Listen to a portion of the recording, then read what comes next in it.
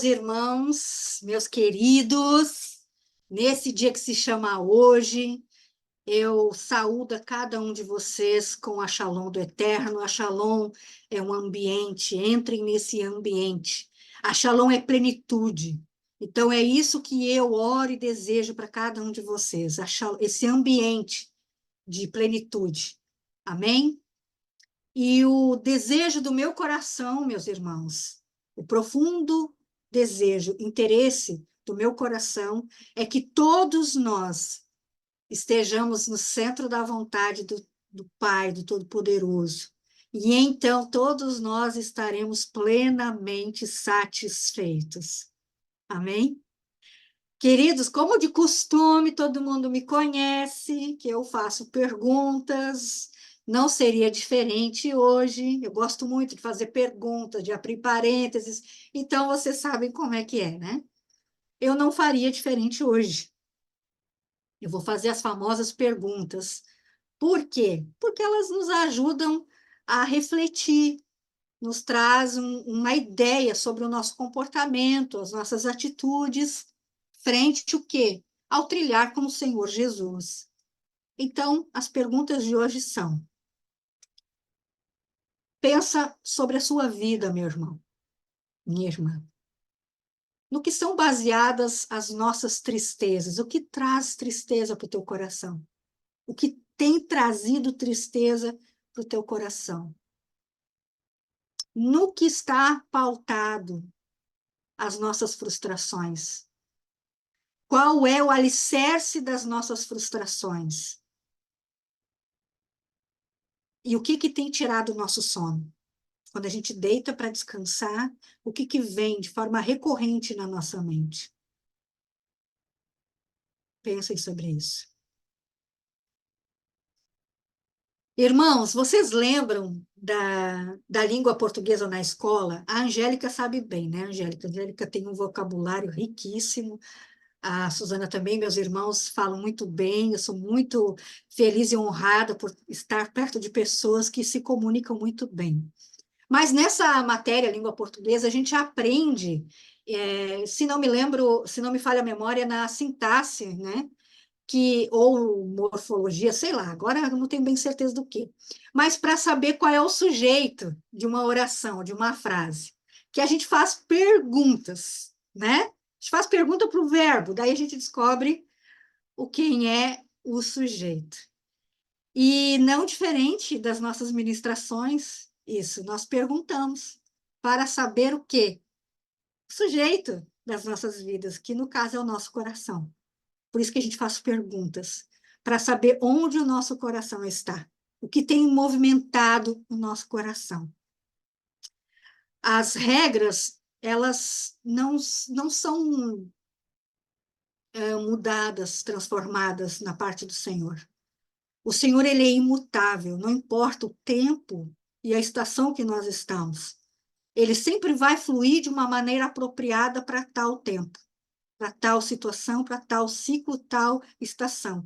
E é assim que tem que ser a nossa vida, porque senão a gente vai estar contra o Senhor. E a gente não quer isso, né? Então, por isso que é bom se perguntar constantemente, para descobrir onde é que está o nosso coração. Queridos, o meu nome é Fabiana Padilha. E eu sou filha de um Deus muito, muito poderoso, maravilhoso. Ele é o próprio poder. E ele achou graça em mim. Eu sou filha dele. Ele me escolheu desde antes da fundação do mundo. Desde quando eu entrei no ventre da minha mãe, ele fez menção do meu nome. E sobre mim ele escreveu num livro. Mas não é só sobre mim isso, é sobre você também. Porque cada um que está aqui, também aqueles que estão olhando pelo YouTube, foram chamados. Deus fez menção do nome de vocês, escreveu sobre vocês. E isso é maravilhoso, porque nós podemos ter a plena confiança nele. Amém? Eu sou casada com o Rony Padilha, o meu amigo, o meu querido, o meu pastor, que tem me suportado, porque eu não sou fácil. Nós juntos temos 5 filhos, porque nós temos agora um genro e uma nora. E eu faço parte do Tropa de Elite de Jesus, esse ministério que nasceu no coração do Senhor. Amém? Querido, se eu fosse dar um título para esta ministração, eu daria Jesus chorou. Jesus chorou. E o texto base da nossa ministração não seria outro a não ser João 11:35, que é Jesus chorou. Jesus chorou mesmo. Ele chorou. Mas antes de entrar no teor da ministração, nós vamos conversar algumas coisas. Nós estudamos nas Escrituras, queridos, que algumas coisas muito basilares, né? Fundamentais. E por que que nós estudamos as Escrituras? Para conhecer o caráter do nosso Pai. Nós precisamos conhecer o caráter do nosso Pai. E não é muito comum as pessoas dizerem assim, mas o Velho Testamento ele matava tudo, porque efetivamente não parou para estudar as Escrituras. Existe sim muitas ocasiões que Deus manda matar todo mundo. Existe sim. Mas a gente consegue ver o amor, a misericórdia do Senhor naquelas linhas também. E ali no Velho Testamento, nós conseguimos também identificar partes muito relevantes do caráter de Deus, da sua compaixão, da sua misericórdia, do seu favor para com o seu povo. Não foi uma, nem duas, nem três, nem 10 vezes que Deus teve misericórdia do seu povo. E é assim conosco também. Por isso a importância de estudar as Escrituras, de ler no sentido de se apropriar daquilo. Amém? No livro de Mateus, capítulo 6, o versículo 21 diz: onde está o nosso tesouro, ali também está o nosso coração. Queridos, vocês já se perguntaram o que realmente isso significa? As nossas alegrias, os nossos entusiasmos e até mesmo o combustível para prosseguir depende do que é considerado tesouro para nós. O que é tesouro para você? Reflita sobre isso. O tesouro para nós, meus irmãos, torna cativo o nosso coração, trazendo o quê? Estratégias, intenções, sentimentos e uma argumentação muito desenvolvida, uma argumentação muito forte, muito precisa, para que a gente vá avançando, para nos levar mais para frente, para adquirirmos, para aceitarmos e para também declinarmos. Depende de tudo que é tesouro para nós. Isso aconteceu comigo, e eu só posso falar sobre mim mesma, eu não posso falar por vocês, mas eu estou constantemente liberta, né, meus irmãos? E vou ser liberta até quando o Senhor me recolher. Mas eu percebo hoje que algumas coisas lá do início, eu achava muito argumento para não fazer, ou muito argumento para continuar fazendo. Porque o meu tesouro ainda era aquilo. E hoje o tesouro está sendo transformado. Assim como o nosso coração, como o coração de todos os filhos de Deus. Mas é importante a gente avaliar constantemente isso, porque o que está determinado como nosso tesouro vai ser uma forma basiladora da nossa vida, daquilo que vamos fazer ou deixar de fazer. E essa roupagem, queridos, de estratégias, de movimentações, formam a nossa conduta frente a todas as situações que nós vivemos, frente às pessoas que estão à nossa volta, e dependendo do que tem arquitetado a nossa movimentação, diante do quê? De um desejo de obter esse tesouro. Nós seremos semelhantes ao quê? A um camaleão, trocando de cores, nos camuflando diante de ambientes. Ou, prestem atenção, seremos aqueles que mudaram os ambientes. Isso tudo depende do tesouro. O que está movimentando o nosso coração? Seremos camaleões ou seremos agentes transformadores de ambientes? Como é que tem sido a nossa vida? Nós chegamos nos lugares e as pessoas têm o que de visão a nosso respeito? Você já se perguntou sobre isso? Já viu sobre isso? Mas não tem, queridos, como avaliar a nós mesmos, e preste atenção nisso, se nós não tivermos um gabarito, se nós não tivermos uma matriz, a fim de depreendermos se estamos ou não agindo conforme a vontade de Deus. E quem é o nosso gabarito? É Jesus, a gente sabe disso. Jesus é a nossa matriz, é o nosso modelo perfeito. É através dele, do comportamento dele, que nós vamos avaliar as nossas atitudes. Vamos avaliar o nosso tesouro. O centro de tudo é Jesus. A Bíblia é cristocêntrica. E todas as mensagens têm que ser cristocêntricas, senão eu estou falando de uma forma humana. E a humanidade não transforma ninguém. Não transforma. O que transforma é Jesus. Amém? Se vocês quiserem abrir lá em João, capítulo 1. João, capítulo 1, versículo é o 3. Aleluia, Senhor. Obrigada pela palavra, pelas escrituras, Senhor. Obrigada pela liberdade que nós temos em ler as escrituras, Pai. E eu peguei uma versão diferente, uma versão chamada LTT para esse texto.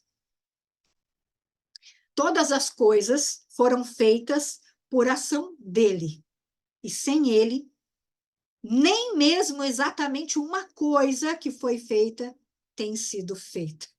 Olha que tremendo. Eu vou ler novamente. Todas as coisas foram feitas por ação dele, e sem ele, nem mesmo exatamente uma coisa que foi feita tem sido feita. Ou seja, é Jesus desde sempre, agora e para sempre. Amém? Essa versão é muito boa, eu recomendo.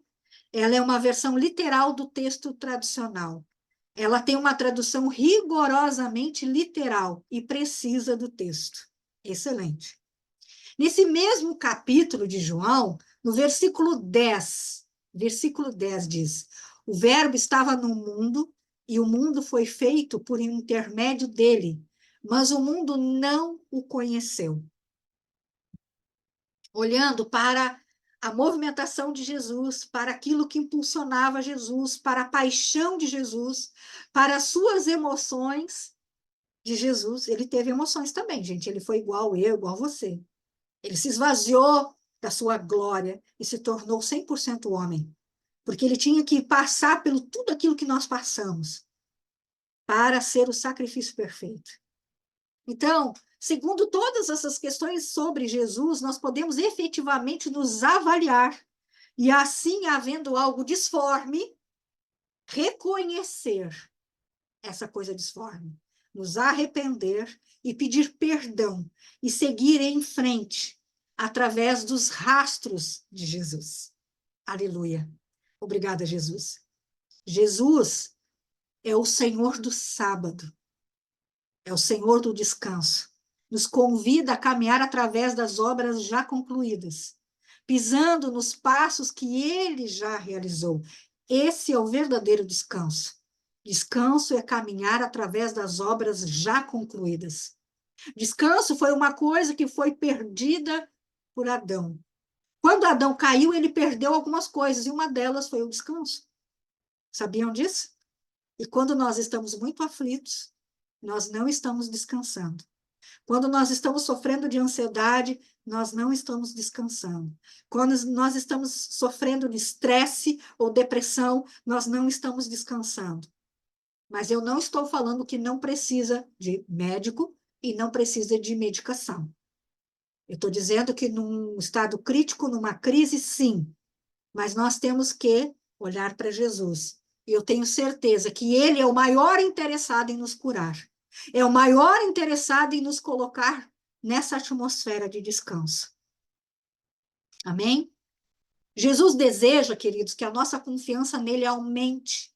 E assim rompamos, venhamos a romper na íntegra o nosso propósito, então é cumprido. Amém? Que tremendo isso. Eu só posso caminhar em segurança e confiança para concluir e cumprir o meu propósito quando eu conheço o caráter de quem me criou. Do contrário, eu vou estar caminhando através de uma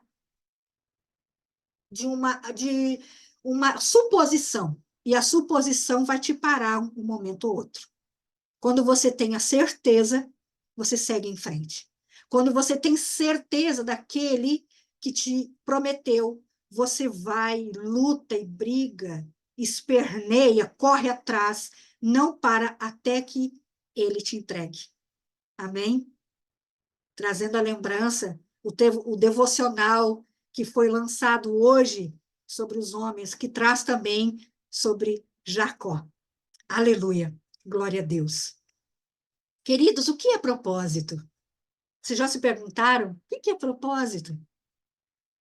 Meus irmãos, propósito é intenção, é projeto, é desígnio. É aquilo que se busca alcançar, tem uma finalidade. Todo o propósito de Deus, na sua multifaceta e multiforma, na complexidade que tem, porque cada um tem o seu, sempre vai apontar para a eternidade. Sempre. Não tem outra forma. Sempre. Seja com crianças, seja com casais, seja com recém-convertidos, seja com um discipulado, sempre vai apontar para a eternidade. Amém? E, queridos, quem nunca, né, perguntou qual era o seu chamado, qual era o seu propósito, né? E eu sei que isso é uma questão de todos os filhos. Ai, pai, me conta para que o Senhor me chamou, pai? Quando nós nos convertemos, parece que a gente fica meio sem saber, não é verdade? A gente esquece tudo, parece. Aconteceu isso comigo, gente. Quando eu me converti, eu ficava em dúvida. Será que eu posso fazer isso? Será que eu não posso? Ah, será que faço? Será que não faço? Ai, qual é o meu dom? Ei, qual é o meu dom? Qual o dom tu acha que eu tenho? Eu fiquei assim, não sei vocês, né? Fiquei um tempo nesse frenesi. E todos, eu acho que gostam de saber, de pensar sobre qual o chamado de Deus. Mas só que a gente tem que cuidar para não fazer isso de uma forma romanceada. Ai, Fabiana, existe isso? Existe. Não sei vocês, né? Mas algumas pessoas, né, que eu tive contato, gostaria muito de pregar para nações, de estar no meio de muitas pessoas, enfim, fazer algo grande, pensar que estava sendo chamado para isso. Fabiana, está errado pensar assim? Claro que não, gente. Claro que não. Está errado, não. Mas eu quero dizer uma coisa para vocês. Quando faz um romance com esse chamado, a gente só quer o final. A gente quer lá pregar para multidões, mas a gente não quer passar pelo processo. E o processo disso, gente, esmaga, quebra, parte em 1000 pedaços. Gente, não é bíblico dizer que a gente tem que se afastar de algumas coisas ou de algumas situações, porque pode ser Deus nos transformando. Pode ser Deus usando o irmão para nos lixar. Então tenham cuidado, busquem sempre ao Espírito Santo. O que aquela situação quer dizer para você? Por isso a importância de buscar o discernimento de espíritos e a sabedoria do alto, para que a gente não se afaste daquilo que está nos empurrando para o processo, para o cumprimento do nosso chamado. Amém? É claro que todos nós aqui somos maduros, nós entendemos que temos que passar, sim, por tribulações, porque Jesus disse: no mundo vocês vão passar por tribulações. Jesus disse, mas tenham bom ânimo. Tenham bom ânimo, porque eu venci. Jesus disse o que com isso? Se eu venci, você também pode vencer. Se eu passei por tudo, você também pode passar. Porque eu sou tão carne quanto você. Eu sou tão sangue quanto você. Eu tenho tantos sentimentos e emoções quanto você. Eu tenho tantos desejos quanto você. Eu tenho fome, eu tenho sono quanto você. Por isso que ele se esvaziou de sua glória e tornou a forma de servo e morreu de morte de cruz. De cruz. Então ele diz hoje, novamente, tenha bom ânimo. Tenha bom ânimo. Você vai passar por isso. Você vai passar. Você vai conseguir. Você vai vencer isso. Isso não vai te matar. Isso não vai parar você. Mas, contudo, persista. Seja perseverante. Eu não sei para que eu estou dizendo isso, mas eu estou. Amém? Persevere, continue, lute por isso. Deus prometeu e Ele vai cumprir. Amém? Glória a Deus.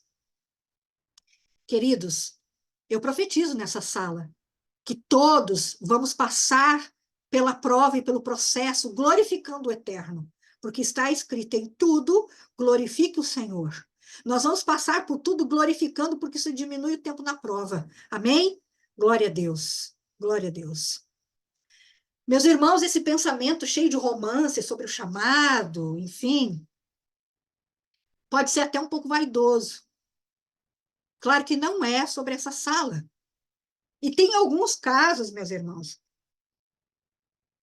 que as pessoas usam a qualidade de filho de Deus para fazer a sua própria vontade, para fazer aquilo que acha que quer fazer, que tem que fazer. E às vezes, quase sempre, está totalmente distorcido, porque não quer passar pelo processo, não quer. Quer ficar numa posição que não foi chamada para estar. Deus disse: o que que tu quer ser sacerdote se eu chamei você para profeta? Lembram disso? Lembram disso? Afinal, meus queridos, todos os filhos de Deus ouviram o seu chamado, todos, todos, sem exceção. Ai, mas Fabiana, eu não sirvo, eu fico em casa cuidando de filho. Você tem uma função no reino de Deus. Você ainda não está olhando com os olhos corretos. Você tem uma função, todos temos uma função porque fazemos parte de um corpo. E um corpo, ele é vivo, ele é orgânico. Não existe parte morte num corpo. Se está morto, tá, tem que arrancar fora porque gangrenou e pode apodrecer o resto do corpo. Todos os filhos de Deus ouviram o seu chamado. Só que eu tenho uma coisa para dizer para vocês, queridos. Dentro desses chamados, existem alguns que não vão fazer aquilo que foram incumbidos de fazer. Então, esses serão aqueles que não foram escolhidos. Que não sejamos nós, em nome de Jesus. E antes de pensar nisso, e caminhando com Jesus, nós precisamos, queridos, precisamos, já caminhando, tá? Não estou dizendo que tem que refazer uma estrutura mental para depois começar a caminhar, porque é no caminho que ele vai revelando. Nós precisamos entender que nós precisamos mudar a rota. Nós precisamos trilhar um caminho de excelência, um caminho de propósito efetivo, verdadeiro, que tenha sentido, que tenha sentido. Nós não estamos aqui por estar. Deus não errou sobre os seus filhos. Deus não errou sobre os seus filhos. Ah, eu fiz essa régua, como meu marido costuma dizer. O que que eu vou fazer? O que que ela tem função? Não, ele fez já tendo uma função. Então, você que está se perguntando sobre a sua função, você tem sim, tem. E é muito importante no reino de Deus. Muito importante. Irmãos, esse trilhar, esse caminho, esse trajeto, ele vem do coração. Sabiam disso? Por isso a importância de buscar em nós mesmos o nosso tesouro. E esse coração tem que sair, escutem o que eu estou dizendo, tem que sair do molde do mundo e entrar no molde de Jesus. Queridos, nós precisamos entender isso de uma vez por todas. Nós não podemos ter um caminho com Jesus andando paralelamente com o mundo. Fabiana, mas eu moro no mundo. Eu sei, eu também moro. Mas lá em Levítico diz, vocês são peregrinos. Gente, eu quero dizer algo para vocês. As pessoas, quando olharem para nós, têm que dizer, aquela pessoa lá é diferente. antes que a gente abra a boca e diga que nós somos cristãos. Ainda que ninguém esteja olhando, nós temos que fazer o que é certo. Antes de falar qualquer coisa, as pessoas têm que olhar para nós e dizer: ah, essa pessoa é diferente.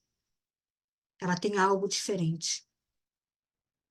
Porque nós somos diferentes. Eu não quero dizer que nós somos melhores, mas nós somos diferentes. Porque sobre nós há o sangue do Cordeiro. Sobre nós há algo que não foi de graça, embora nós entremos na família de Deus de graça, mas não foi de graça. Custou todo o sangue de um homem. Fabiano, ele era Deus.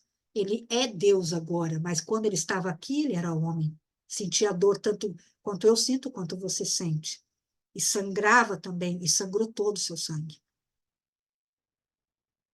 Queridos, nós precisamos conhecer Jesus intimamente, para sabermos como devemos nos comportar e como nós temos que viver as emoções e sentimentos. O mundo está doente. Irmãos, o mundo está doente, ninguém quer sofrer mais. Mas, Fabiana, nós temos todos que sofrer. Gente, vocês mudam no milagre ou vocês mudam no processo? Sejam sinceros com vocês. Sejam sinceros com vocês.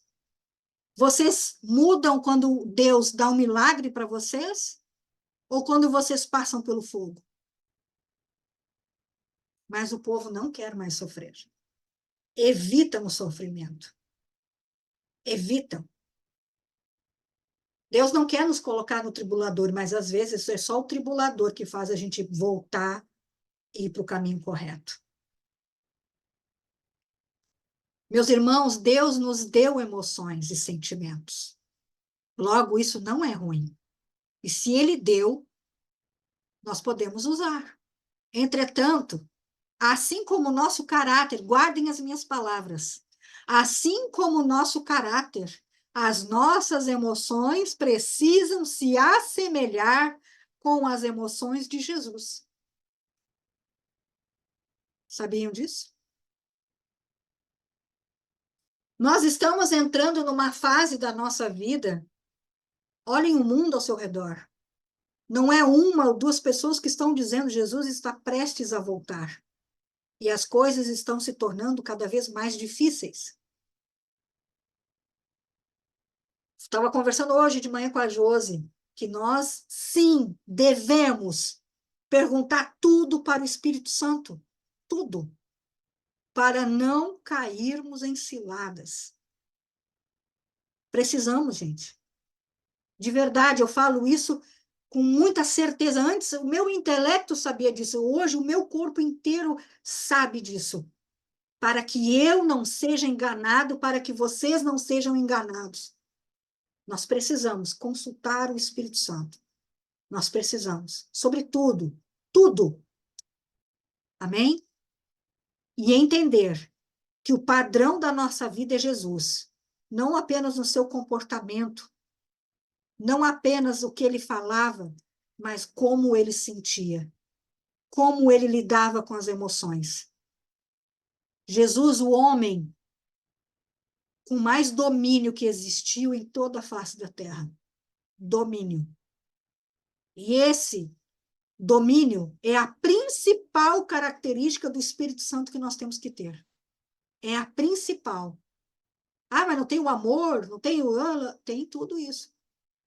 Mas eu preciso me dominar para poder amar. Eu preciso me dominar para ter paz. Eu preciso me dominar para ter alegria.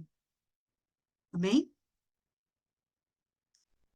Queridos, como é que Jesus se mostrava? Como Jesus se apresentava? Como? Vocês já pensaram, vocês leram sobre isso. E aprendendo como ele se apresentava, como ele se mostrava, a gente começa a entender como seriam as suas emoções, como deveriam ser os seus sentimentos. Porque ele não poderia se apresentar de um jeito e ter uma emoção totalmente contrária àquilo que ele estava se apresentando. Eu vou trazer isso nos textos para vocês compreenderem o porquê que as emoções dele tinham que ter muito domínio. Jesus, ele se apresenta, queridos, como o pão da vida. Isso está em João, capítulo 6, versículo 35 e também o versículo 51. Como o pão da vida tem que ser a fonte do alimento das pessoas. Como um pão da vida pode ser ansioso. E você que discipula alguém, cuidado com a ansiedade. Porque você está trazendo um alimento para alguém. Amém? Jesus é a fonte dos nutrientes necessários para todos nós permanecermos vivos. E eu não estou falando de vida, de estar aqui viva, mas vivo no espírito, com o espírito vivificado. Ele é o nutriente necessário. Jesus se apresenta como a videira verdadeira. João, capítulo 15, versículos 1 e 5. Como que ele vai se apresentar como a videira verdadeira se ele não consegue conter a sua ira?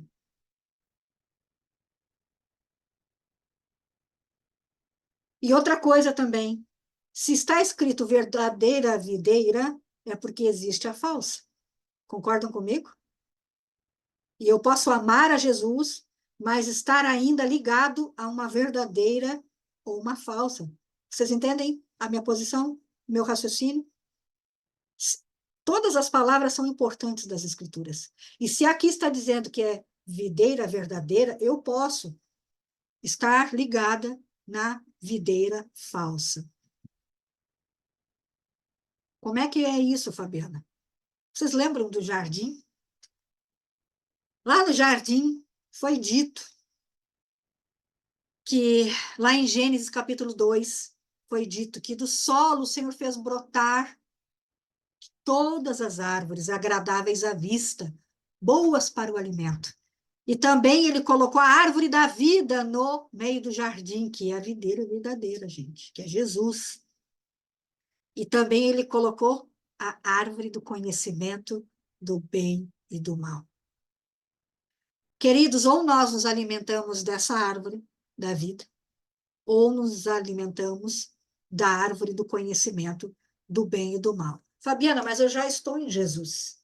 Eu já confessei Jesus. Como que eu posso estar me alimentando da árvore do conhecimento do bem e do mal? Quando você decide fazer a sua vontade. Você decidiu comer da árvore do conhecimento do bem e do mal.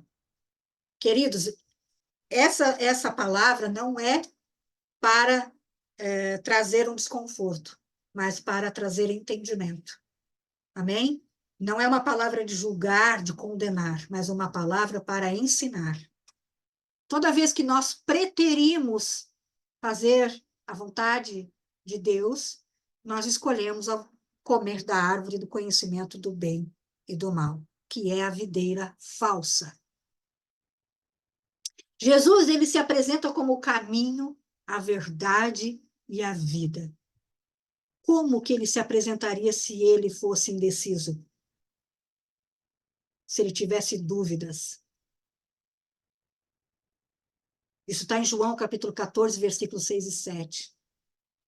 Queridos, apenas seguindo seus passos, apenas seguindo os passos de Jesus, nós nos mantemos na nossa rota correta, no caminho correto e preciso. E não cultivamos mentiras, e nem nos perdemos, e também não perdemos a essência dele na nossa vida. Jesus se apresenta como a luz do mundo. Como que ele poderia se apresentar como a luz do mundo se ele fosse mimado, chorão, se ele fosse,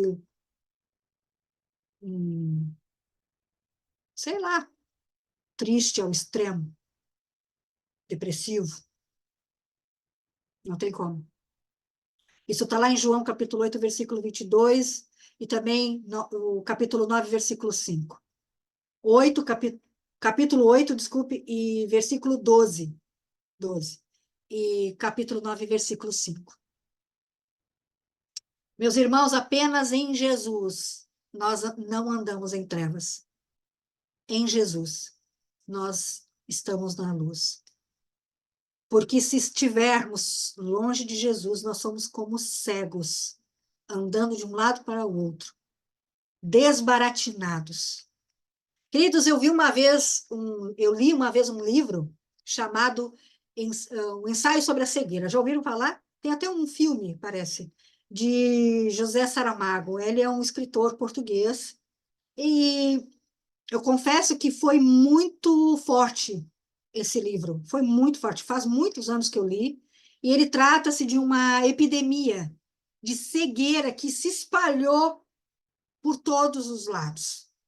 As pessoas estavam ficando cegas. E isso trouxe um colapso para todos os lugares. Abalou as estruturas da sociedade. E eles ficaram, sabe como, queridos? Como animais.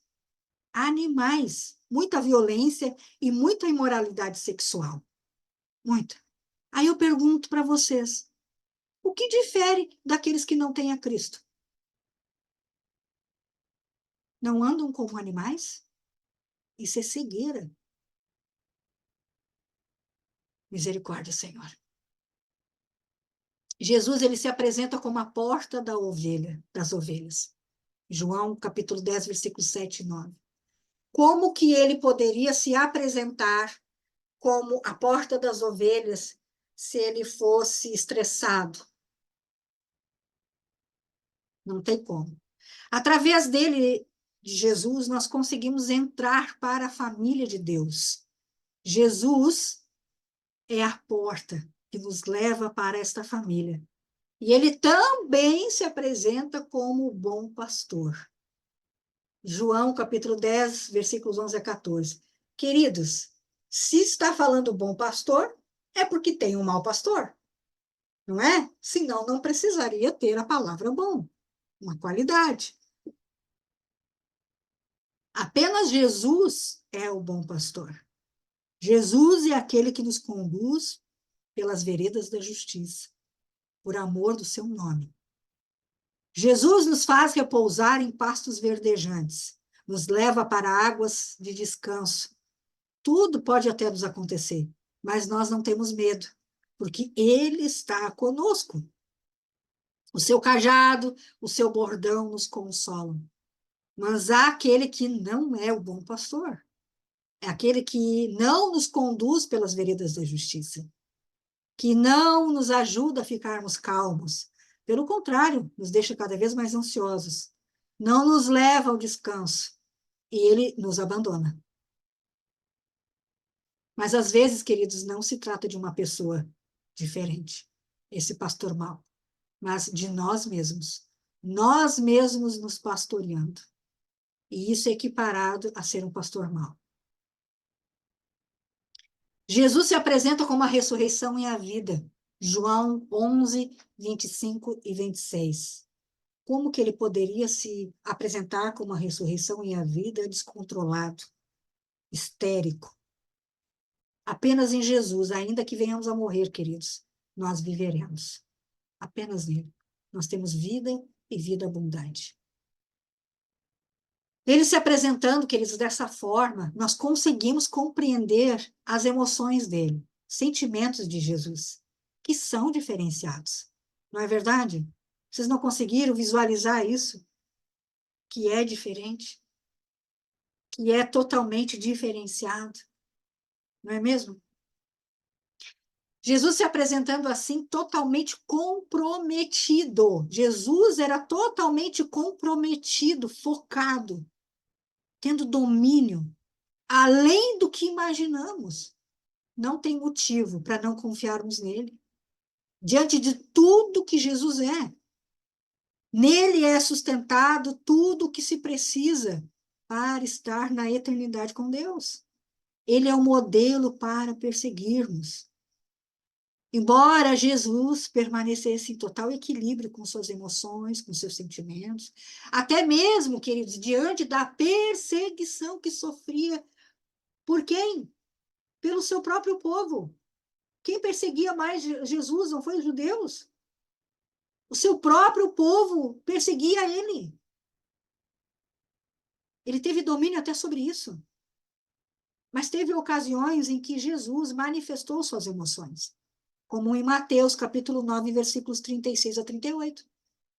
Se vocês quiserem acompanhar, Mateus, capítulo 9, versículos 36 a 38, que diz assim, ó, havendo, porém, visto os homens em multidões, ele teve íntima e grande compaixão deles, porque eles estavam tendo sido feitos afrouxar quanto força e tendo sido desgarrados como ovelhas que não estão tendo pastor. Então diz Jesus aos seus discípulos: a safra a colher, em verdade, é abundante. Os trabalhadores, porém, são poucos. Rogai, pois, ao Senhor da safra colher, que ele lance para a frente trabalhadores para dentro da sua ceifa. Jesus teve compaixão daqueles que conheciam Deus. Ele não estava falando de ímpio, ele estava falando do seu povo. Conheciam a Deus, mas não eram pastoreados pelo bom pastor. Eles estavam pastoreando a si mesmos. E os trabalhadores eram poucos, porque a maioria, queridos, queria cuidar apenas dos seus próprios interesses. É diferente de hoje ou é igual? Mateus capítulo 26, versículo 39 diz: indo um pouco mais adiante, prostrou-se com o rosto em terra e orou: meu pai, se for possível, afasta de mim esse cálice, contudo, não seja como eu quero, mas sim como tu queres. Eu pergunto para você: Jesus estava declinando a cruz? Jesus estava rejeitando a cruz? Não, não, não. Ele não queria ficar nem um segundo sequer sem Deus. Era esse o receio dele, é ficar sem Deus. Mas mesmo que ele tivesse que ficar, ele suportaria por causa da sua extrema obediência ao Pai. E essa forma de se movimentar de Jesus, queridos, deve ser inserida em nossos corações. Não vermos apenas como algo inatingível, porque, Jesus, ele é o Jesus, sim, mas ele disse que nós poderíamos também. Se ele diz que sim, então eu creio. Eu creio. E eu peço que isso aumente no nosso coração, essa fé, para nós alcançarmos isso. Teve uma ocasião que eu pensava assim, gente, eu não vou conseguir reinar, não. É um nível muito alto. Não vou conseguir isso aí, não. Aí o Espírito Santo, tão lindo, gente. O Espírito Santo é lindo demais. Algum tempo depois ele disse assim para mim: você teve fé para ser salva? Sim.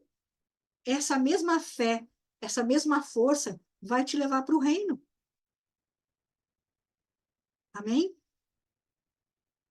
Não é o medo de não reinar, mas a fé que está no meu coração.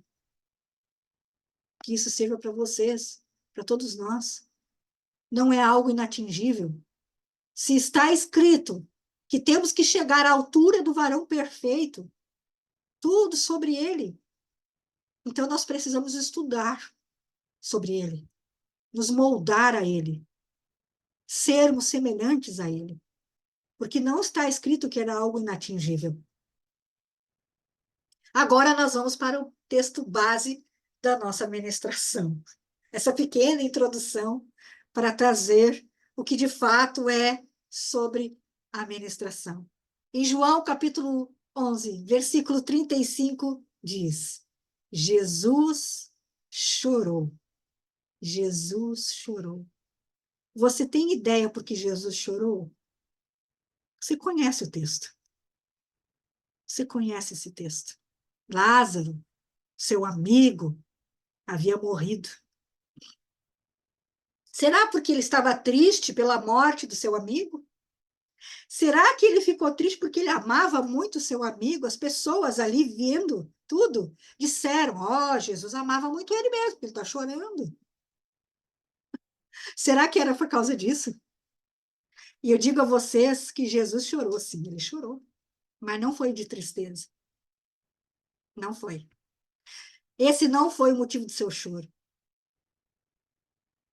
Quando Jesus chegou até aquele lugar, vendo Maria chorar, vendo os demais chorarem, ele agitou o seu espírito.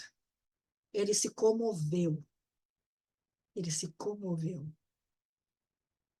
João capítulo 11, versículo 33 diz: Jesus se comove porque vê a multidão aflita, cansada, como ovelha sem pastor.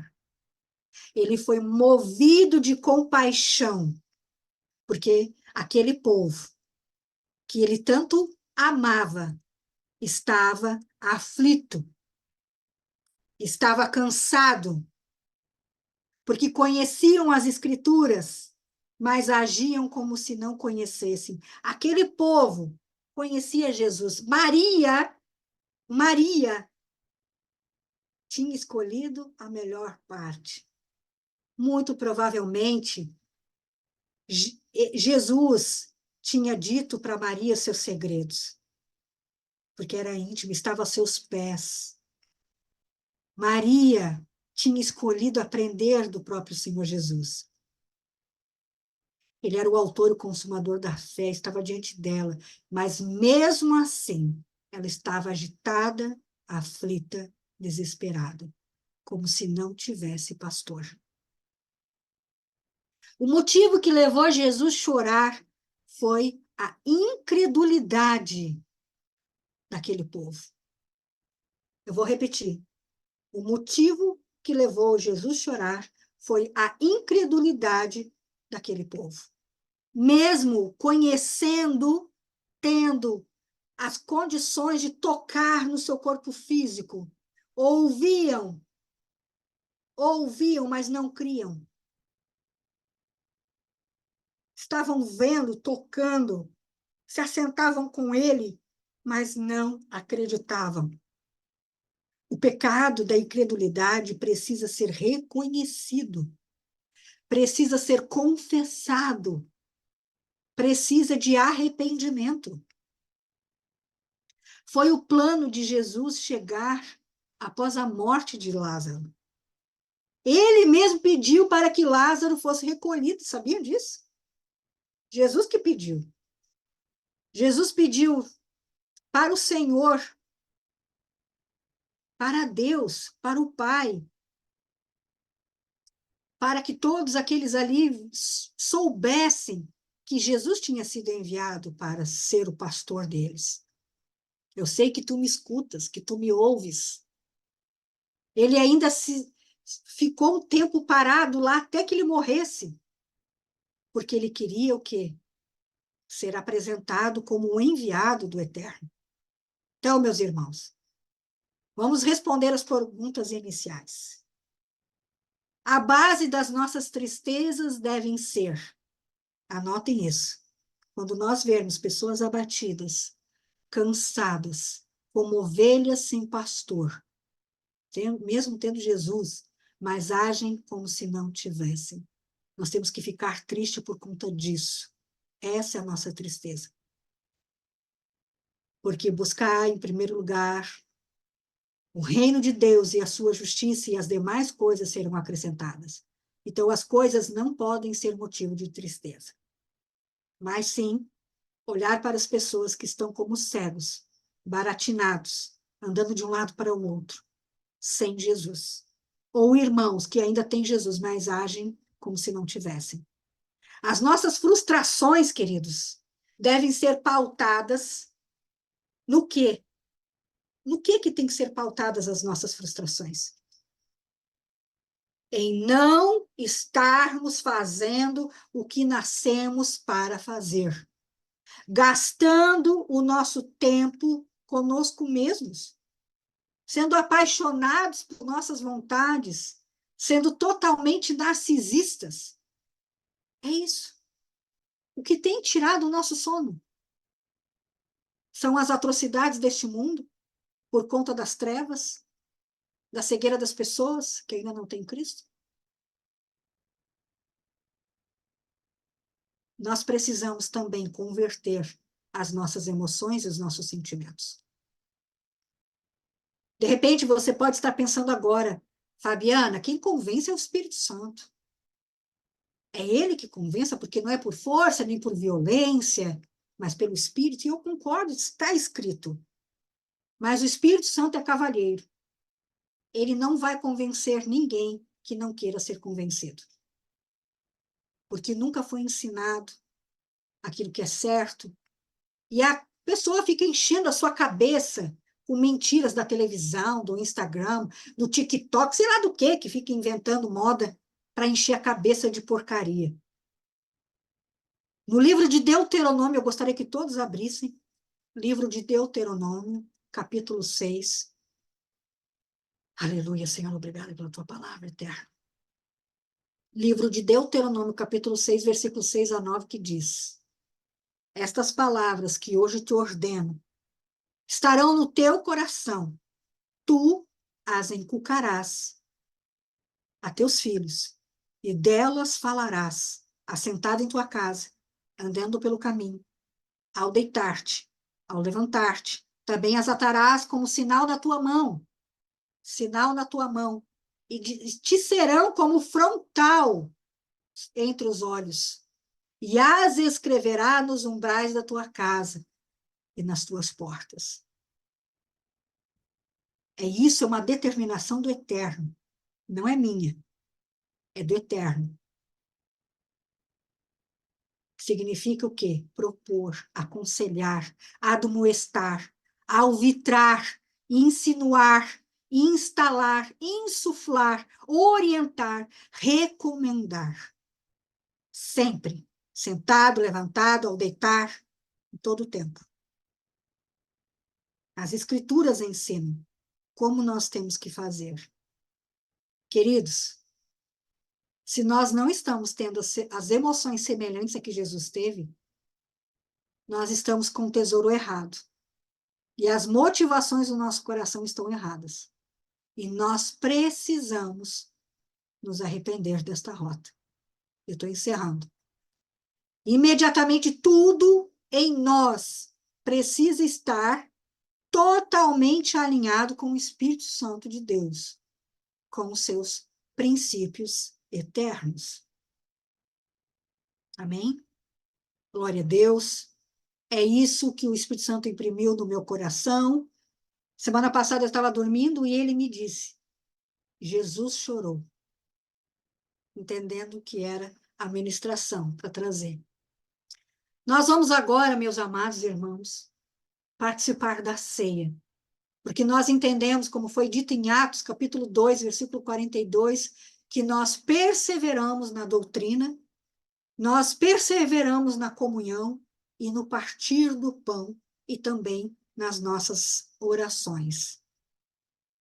João, capítulo 6, que eu amo, a partir do 54, diz que aquele que não comer da carne e não beber do sangue de Jesus não faz parte com ele. Então, por isso que nós entendemos que todas as vezes que nós falarmos em seu nome, nós partiremos o pão, até que ele venha. Então, queridos, pegue seu pão. Aleluia. Aleluia. Nós entendemos que essa é a parte que nos cabe do corpo.